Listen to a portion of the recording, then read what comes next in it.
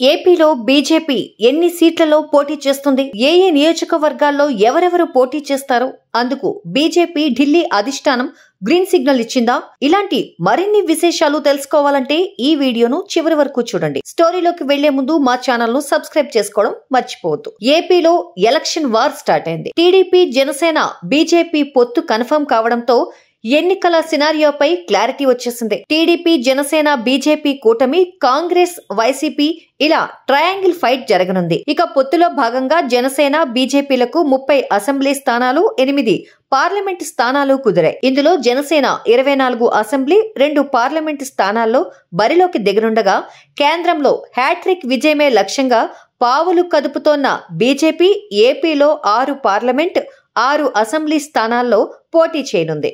3 పార్టీలకు సీట్ల సర్దుబాటుపై క్లారిటీ వచ్చినప్పటికీ ఏ స్థానాల్లో ఎవరు పోటీ చేయాలనే దానిపై ఇంకా స్పష్టత రాలేదు.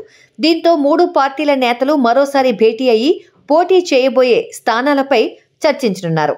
ఈ క్రమంలో పొత్తులో భాగంగా బీజేపీకి కేటాయించిన 6 అసెంబ్లీ స్థానాలతో పాటు అక్కడ పోటీ చేయబోయే 6 అభ్యర్థుల పేర్లు ఖరారైనట్లు సోషల్ మీడియాలో ప్రచారం జరుగుతోంది.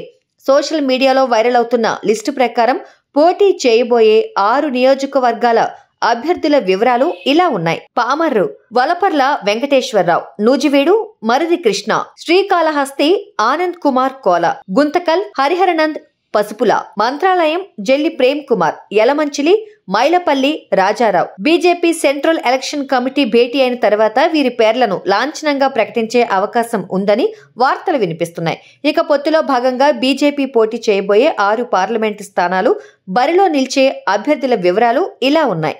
అరకు కొత్తపల్లి గీత, అనకాపల్లి సీఎం రమేష్, రాజమండ్రి పురంధేశ్వరి, రాజంపేట కిరణ్ కుమార్ రెడ్డి లేదా సాయి లోకేష్, హిందూపురం సత్యకుమార్ లేదా పరిపూర్ణానంద స్వామి, నరసాపురం నుంచి రఘురామరాజు.